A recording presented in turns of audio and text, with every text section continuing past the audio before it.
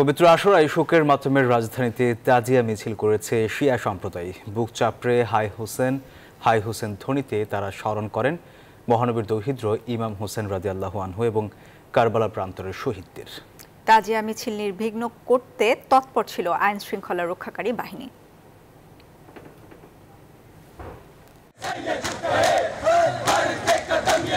শোকের পোশাকে শোকাহতদের মাতম।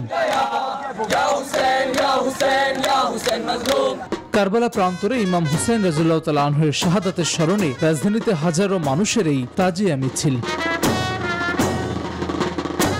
বুধবার সকাল 10টায় পুরান ঢাকার হোসেনি দালান থেকে শুরু হয় শিয়া সম্প্রদায়ের তাজিয়া মিছিল। মিছিলের সামনে ছিল ইমাম হাসান ও ইমাম হুসাইনের দুটি প্রতীকী ঘোড়া। ইমাম হুসাইনের আত্মত্যাগে শিয়াদের শোকে শামিল হন সব ধর্মবর্ণের মানুষ। প্রতি বছর আসি, ভালো লাগে দেখতে, নিয়ত করি, নিয়ত পূরণ হয়। ইসলাম মুসলমান ধর্ম আমরা ধরতে যাই, তাহলে 1400 বছর আগেরকে আমরা স্মরণ করতে হবে। আমার ছেলে অসুস্থ ছিল, পরে মানত করছে আইসন বাবা আমার ছেলে ভালো করে দেন। আজিমপুর নিউ মার্কেট হয়ে দুপুরে ধানমন্ডিতে গিয়ে শেষ হয় তাজিয়া মিছিল।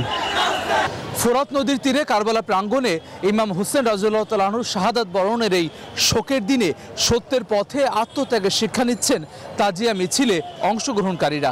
প্রতিজ্ঞা করছেন নিপীড়িত মানুষের পাশে কাঁধে কাঁধ মিলিয়ে দাঁড়ানোর। কারবালা শহীদদের স্মরণে পুরানো পল্টন এবং হাইকোর্ট এলাকায় মিছিল করেছে বিভিন্ন সুন্নি সংগঠন।